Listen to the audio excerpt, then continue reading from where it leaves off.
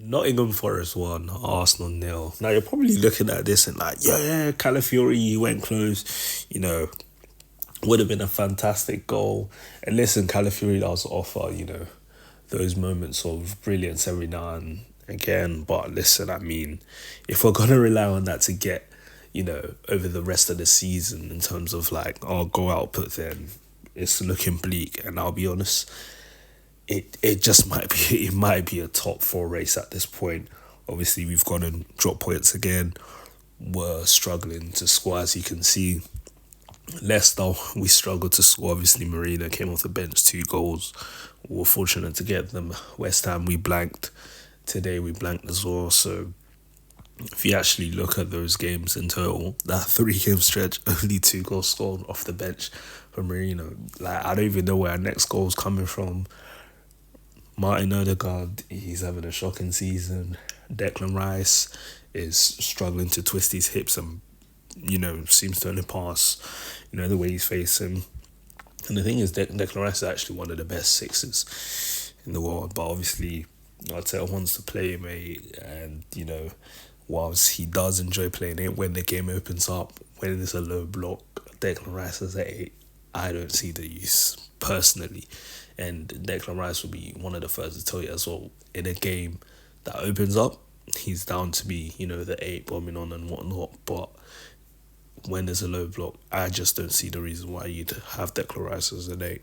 I mean, that's not his best quality. That's not what we essentially paid £105 million to have Declan Rice do, right? But I mean, at this point, it's like, if you don't laugh, you'll cry type of thing. Like, can we be surprised? Obviously, we know we didn't do business in January, so there's been a lot of neglect in terms of the squad health. I mean, and the crazy thing about this, guess what? Cool, you've got international break, coming and whatnot, but we know the same players are just gonna have to play until Martinelli and Saka are back. Like, it's a crazy one, and not doing any business in January.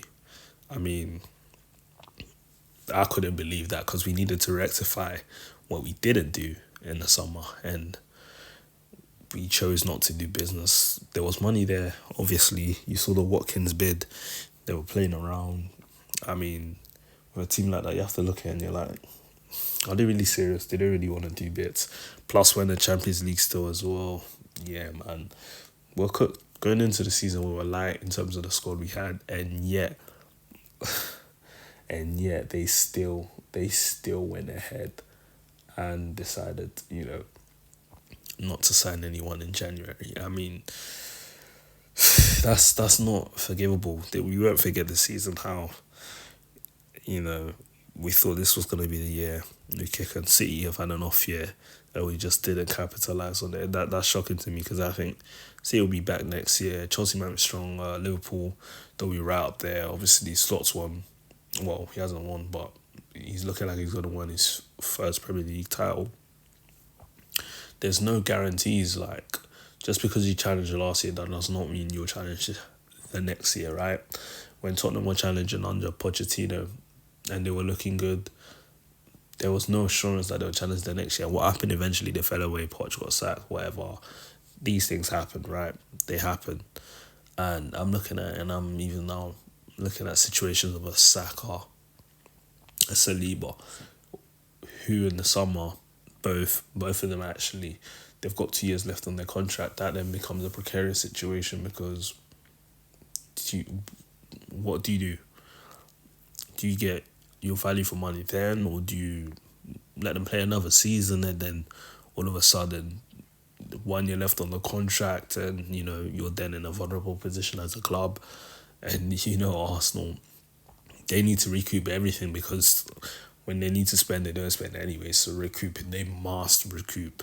But yeah, also questions got to be levied at Arteta because for all the investment that he's put into the squad, yeah, I think defensively was solid. I love, the defensive strength, but up front we're toothless. That there's a lack of options. There's a lack of options. So you have to look at the summer we let Smith Rowe go, Nketiah go.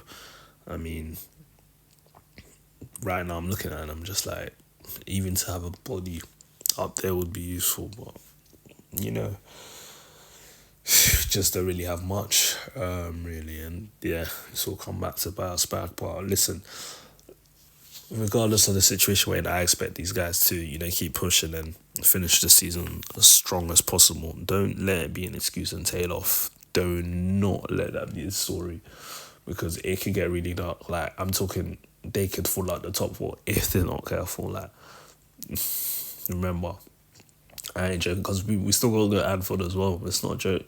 And we got to play Newcastle at home, and Newcastle have done us a couple of times, bro.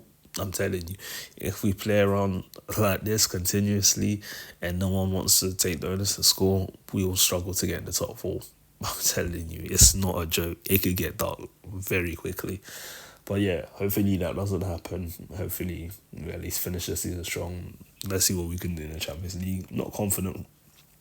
But yeah, I mean, we'll be there.